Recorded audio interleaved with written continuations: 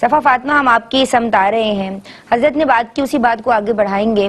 امور خانہ داری کے حوالے سے ہم بات کرتے ہیں کہ اگر گھر کی عورتیں آپس میں میوچل انڈرسٹینڈنگ کے ساتھ کام بانٹ لیتی ہیں کہ وہی فلاں کام تم کر لو، فلاں کام میں کر لوں گی، جلدی کام ہو جائے گا، اور عبادت کے لیے یا دیگر سرگرمیوں کے لیے، کیونکہ زندگی کے ساتھ ساتھ دوسرے معاملات بھی ہیں، تو ہمیں وقت مل جائے گا. ایسا کرنا شرعی طور پہ کیسا ہے؟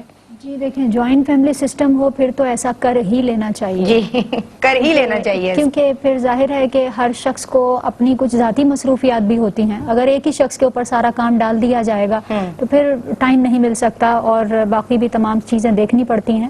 اور ویسے بھی ہم کسی جگہ سفر بھی کر رہے ہوں تو مسافر آپس میں جب سفر کر رہے ہوتے ہیں مل کے، تو ان کے بھی کچھ فرائض ہوتے ہیں کہ مل کر نفقہ اگر ارینج کرنا ہے، کھانے پینے کا ارینجمنٹ کرنا ہے، وہ بھی مل کر کرنا ہے.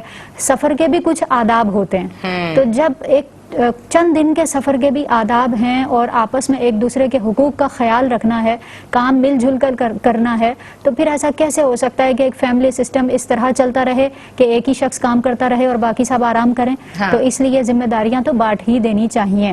اور یہ بھی ذہن میں رکھیں کہ یہ جو ذمہ داریاں بانٹنے کا عمل ہے یہ سب کی سہولت کے لیے ہے، تاکہ سب اپنی سہولت سے کام کر سکیں.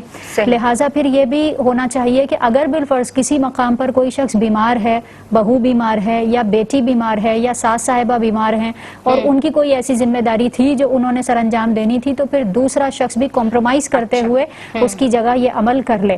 لیکن پھر وہی بات ہے کہ احساس ذمہ داری بھی ہونی چاہیے. یہ نہ ہو کہ ایک شخص تو مسلسل بیمار ہی رہتا ہے اور دوسرے شخص کو اس کے لیے معاونت کرنی ہی پڑتی ہے. یہ تمام چیزیں دیکھنی پڑیں گی کہ آپ اپنی ذمہ داری کا احساس بھی کریں اور دوسروں کے لیے کشادہ دل رکھیں کہ اگر دیکھ کے بیمار ہو گئی تو ایسا بھی نہ کریں، دونوں کو خیال رکھ رہے ہیں. جی بالکل ٹھیک ہے جی، سمجھنے والے سمجھ جاتے ہیں.